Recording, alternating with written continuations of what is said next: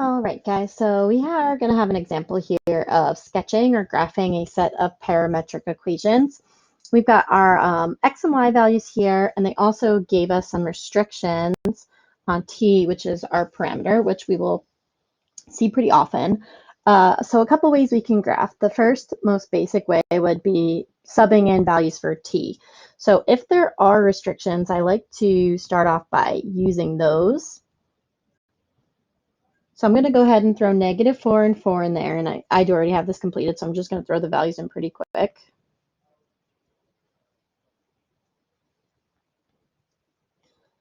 And then I'm going to graph, on my graph, we graph the x and y values. So I'm going to graph 21, 2.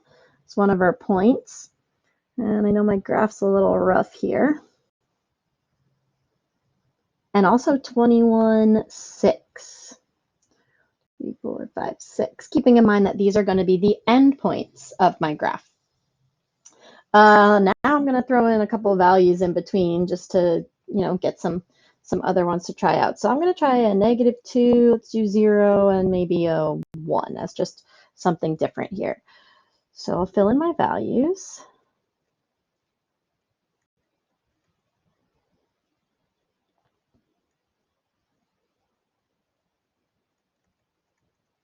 And I'll go ahead and graph these also. Remember, we're graphing these guys as our x and y coordinates. So I've got 9, 3, 5, 4, 6, 4.5, and then 21, 6 again. If you think it would be helpful, definitely throw in one more. Maybe I'll do another 2 here to see what we get. And if you notice, the sign for x doesn't matter because we're squaring it. So we're going to get a 9 again, but we'll get a 5 over here instead. So I'll throw in one more point there, 9, 5. And now I'm realizing that this guy was off, 1, 2, 3, 4.5. All right, so we're seeing some of these values. I could definitely throw in more to see what we'd have, but this is actually going to be a parabola shape graph. All right, so a couple things I want to point out about this graph. First is for parametric equations, we can also throw in something we call the orientation of the graph. And this is as t increases, kind of what the direction, for lack of a better word, that you trace the curve. So like this point was t equals -4. I'm just going to put a couple. This point was t is 0. This point was t equals +4. So as t increased, this was the direction that we graphed. So that's common, something that we'll see at least with parametric equations. And the orientation are just those arrows that show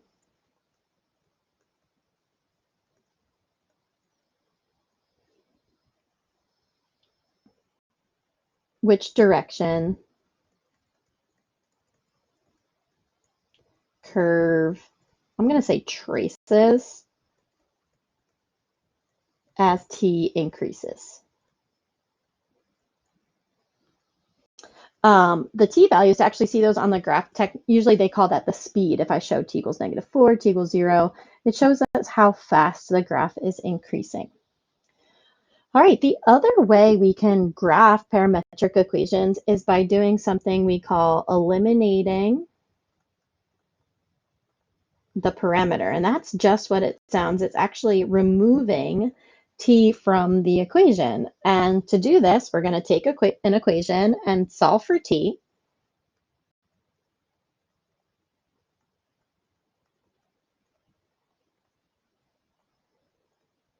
So I'm going to do this as we go, and I'm going to choose to solve for t in the y equation, just because I don't have to deal with that t squared. So it would be, I would subtract 4, so we get a y minus 4, multiply by 2, and that would be our t value. And then we're going to sub t into our other equation.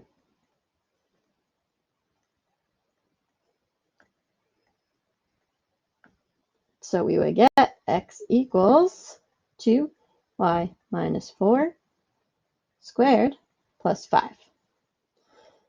And I'm going to rewrite that down here as just a nicer equation, maybe a standard form, right, of our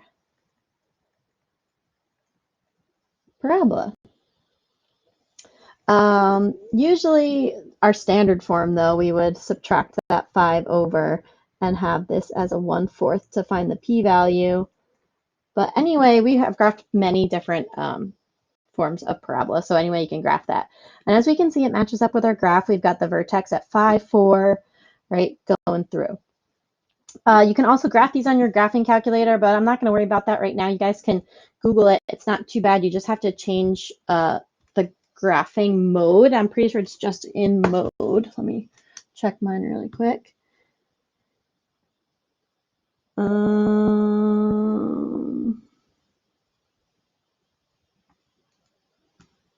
Yes, in mode, so you change to radians. Mine's like fourth one down, it says function. Instead of function, the second option is parametric. And then after there, I think it's pretty straightforward to see that. So I want you guys to try out the other examples here. Just some hints, right? Number 2, you'll graph the same way you did as our first one. Again, pay attention to these restrictions here, so your graph isn't going to go on forever. And this form with only x, y, we call the rectangular form of the equation. So you can either just graph this by using your chart or finding the rectangular form. And that's what I ask you to do down here, to eliminate the parameter and to write these with only x, y in those forms. So try that out and you guys can check your answers.